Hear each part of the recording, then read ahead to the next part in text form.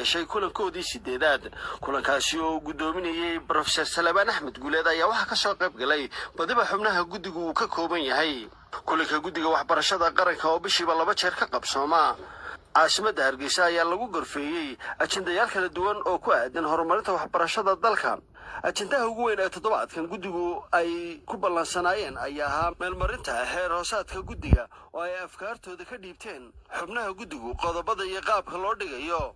waxaanu intii kulankaasi socday xubnaha guddigu ay si aqlabiyada ku aasiyeen isla markaasina lagu meermariyay heer hoosaad ay yeelan doonaan guddiga horumarinta waxbarashada qaranku iyadoo badiba ay goobjoog ka ahaayeen madashaasi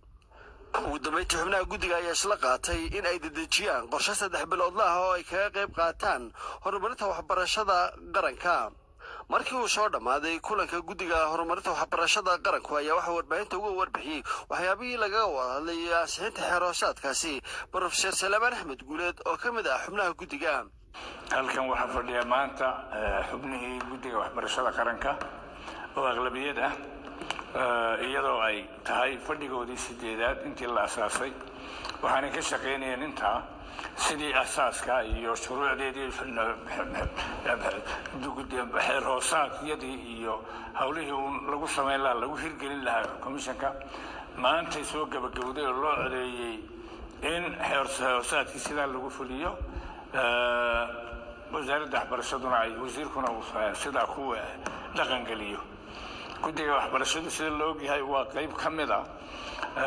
waxbarashada guud ee dalka heer lambar 7 ku asaasan baarlamaanku jideeyay talana siinaysa wasaaradda waxbarashada waa talo bixin istiraatiijig ah oo runtii heerarka waxbarashada gebigoodba si guud wala talinaysa wasiirka wala talinaysa gaar ahaan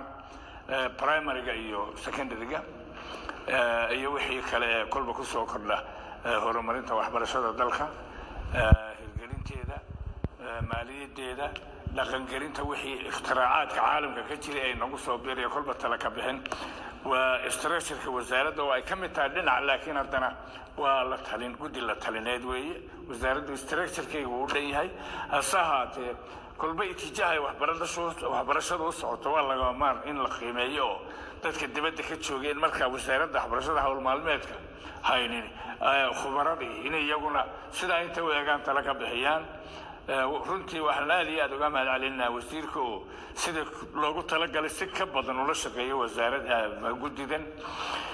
iyo mahadda kale xubnaha oo hawlo weyn qaranka u haya badankoodu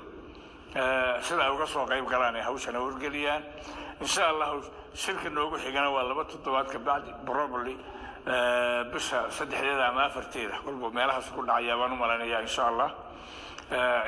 insha Allah shiri doona ajendayaashii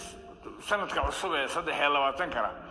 qaar waanu soo hadal qaadnay laakiin fadhigaas aanu ku go'aaminaynaa 3 bilood soo socota shaqada aanu qaban doono biidnillah